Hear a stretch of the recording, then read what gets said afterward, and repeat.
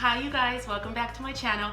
I am BestCat8 and today, as promised, I am sharing with you guys my Egypt trip shopping haul. I'm at home, I'm in Cali, and I'm just chilling. So I thought it would be a good idea to open up all my goodies and my trinkets, all of my magical gifts that I purchased when I was in Egypt. I figured this would be an opportune time to go ahead and do this video, but my desk is a mess, so I do need to get it cleaned up a little bit because I can't have y'all seeing all my stuff.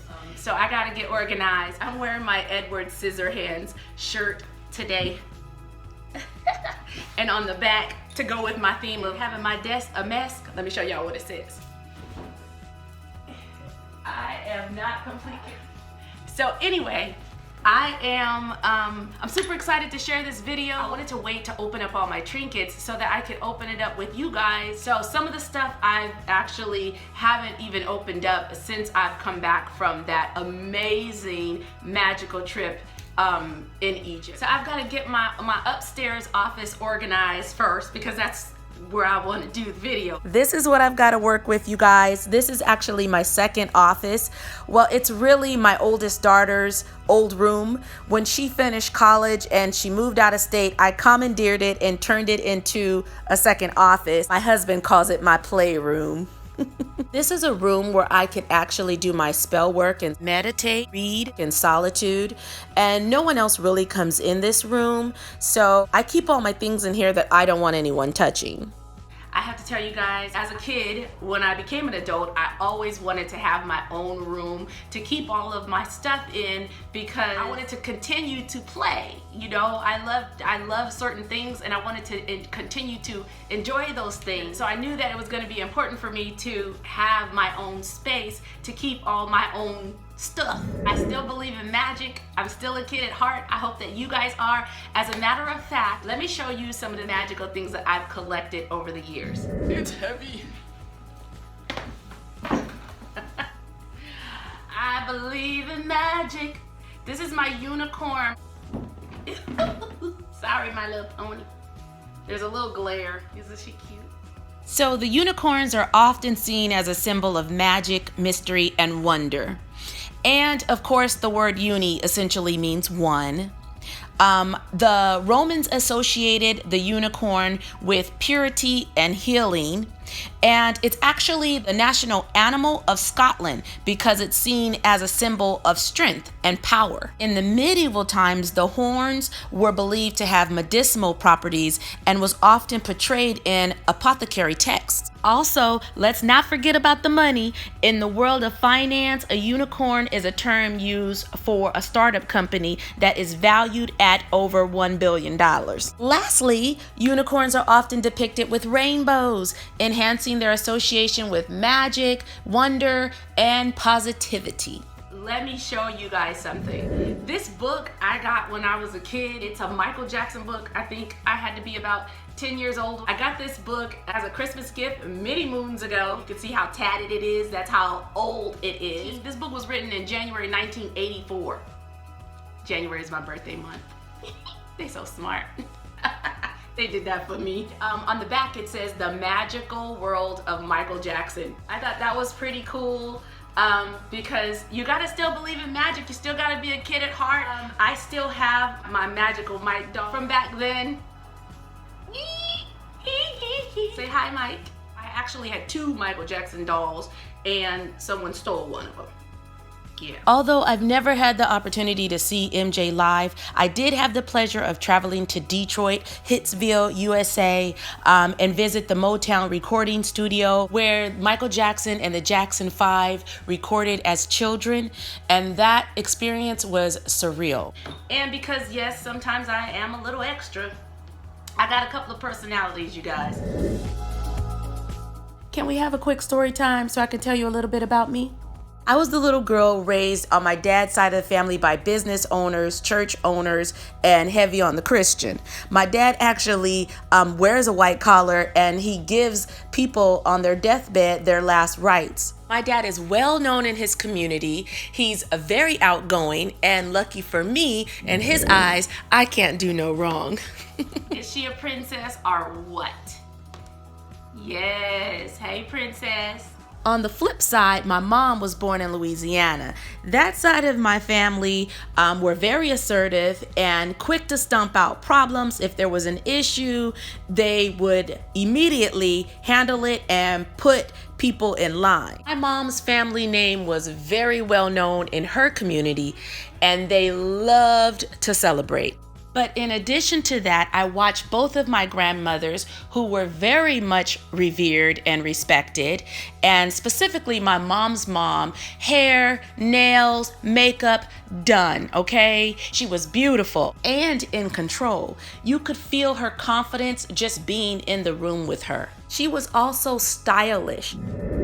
Extra. There's my black Barbie. Ain't she cute? To me, my grandmothers exuded elegance. They were never rushed and they were always graceful. Both of my grandmothers taught me refinement and dignity. So as you can see, growing up, I saw two different extreme examples of life. On top of that, in my home, I was the only girl and I was the baby. My mom called me Kitty Cat and my dad calls me Pumpkin.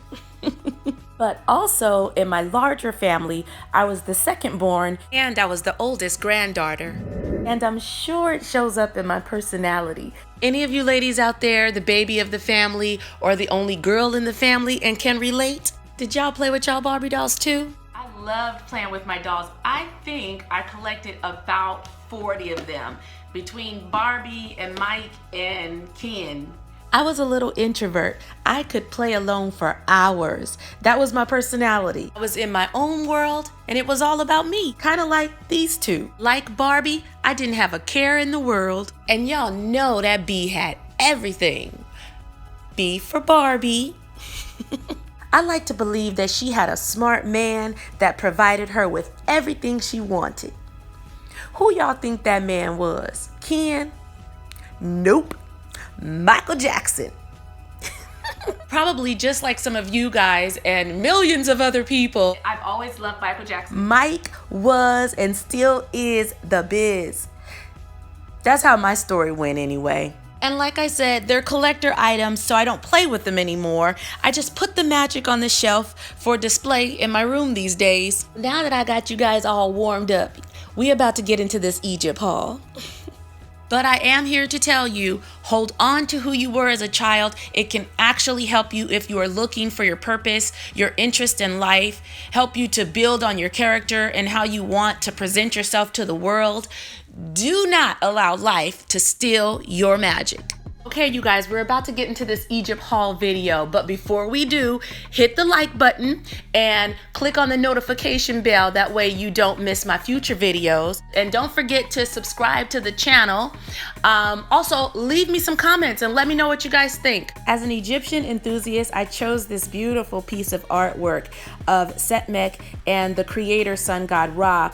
It's depicting him sending her out to punish humanity for its disobedience. As the legend goes, Sekhmet is the lion goddess of war, destruction, plagues, and healing. So her father Ra sends her out to go enforce the laws of Ma'at. The 42 laws of Ma'at is the symbols of truth, justice, and balance. Ma'at is designed to avert chaos. Eventually, Ra had to trick Sekhmet to reel her back in because once she got started, he couldn't stop her from wreaking havoc and chaos. Although the lion goddess was put in place to maintain order and balance in the world, she also had the power to cure diseases and heal. She is also one of the oldest Egyptian deities. And the Egyptians believed that the lioness goddess also had the cure to every problem. I think you guys will find her story interesting. She was transformed from Sekhmet to the house cat goddess Bastet. I chose this piece because it represents her powers and transformation. She was equally feared and worshipped. The lioness Sekhmet was without a doubt one of the most prominent goddesses in Egypt. And now that I've got her home, I've found the perfect place to hang it. The dimensions are 35 by 25. By the way, it's the only one in its size that the gallery had for sale, which makes it that much more unique and special. Anyway, I purchased a frame on Amazon and it's gonna be hung right on my stairway underneath the light. Hit the like button if you think that's a good spot. And let's head upstairs. I appreciate you guys taking this journey with me, and I want to share a really cool surprise with you, so be sure to stay till the end. So I think I might have mentioned how much I love a good cup of coffee. So I'm drinking my Egyptian coffee in my beautiful Egyptian mug. I'll show it to you later on in the video. And I brought back some Egyptian water too, because y'all know how important it is to drink plenty of water. I also think it's important to get plenty of green. The color green represents abundance and prosperity. And to stay with the theme, today we're burning money incense. And you guys can buy these on Amazon if you're interested. I will leave links in the description box below for any of the items that were purchased on Amazon for you guys. You can use the money incense when you're manifesting money. I like to use them along with the color green in my altar. And the stones are also available on Amazon. And I was actually planning on doing a money spell video for you guys, so you guys let me know if you'd like me to. Did you know that in ancient Egypt, the color green represents rebirth? It's associated with the god Osiris, the god of regeneration. Ancient Egyptians believed that green was a symbol of life and growth, and it was often used in art and decoration, and that's what we're going to be talking about today. You should also consider wearing a green jade bracelet. The Asian culture considered this semi-precious stone to be even more precious than gold or diamonds. The ancients wore jade bracelets as good luck charms, and it's a common belief that they also ward off evil spirits. It could also help to balance your yin and yang. As you can see, I've incorporated green from Asia and green from Egypt in order to build on my altar. And you can do it too if you want to use it to manifest abundance and prosperity as well. And if you're wondering, today on my left wrist, I'm wearing my chakra beads, my copper bracelet, and my meditation beads. Also, I'm wearing this really pretty green stone. They come in multiple colors. I think you get 20 to 30 crystal pendants. But if you wear green avertrine, it's good for grounding and stability. Don't you like to keep your green stable? This green stone is all about opportunities and attracting good fortune. Use green avertrine to help manifest your financial desires. I want to know how many of you guys did this. Y'all, I brought a little bit of Egypt back with me, and I purchased this green decanter to store it in. Inside this bottle is the blue Nile River. Nile water is a symbol of life and fertility, so of course I had to bring some back to water my money garden. The Nile River is said to be 30 million years old. I thought it was worth collecting. Of course, you can't experience the magic and essence of Egypt without encountering sand. So I also purchased a second decanter to hold my symbol of the ancient Egyptian desert and to remind me of Egypt's landscape. I bought this beautiful Egyptian mug to add to my coffee mug collection. I think I was attracted to the gold.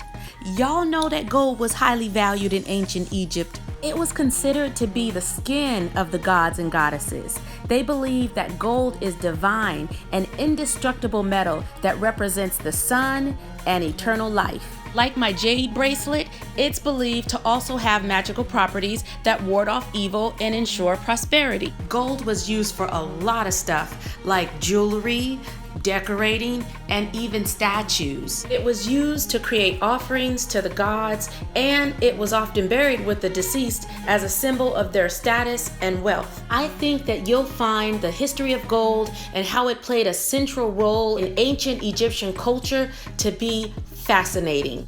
In my gold-covered Egyptian mug, I am drinking the cilantro gourmet Turkish coffee that my daughters bought for me when we were in Egypt. They said they saw how much I enjoyed it the whole time we were there. This one is a medium roast, and it's sold by a company called Cilantro, packaged in Nazar City, Egypt. If you're also a coffee lover and you want to try it, you can actually order it online. You guys, it's really been nice to have a taste of Africa at home. You guys, this video has gotten longer than I actually anticipated, so I think I'm gonna break it up into 2 parts, and I hope that you'll come back for part 2 because there's so much more that I want to share, like this beautiful essential oil that I purchased in Egypt. So come back for part 2 so you can see the rest of my Egypt haul. Whatever you do, don't allow life to steal your magic. Until next time.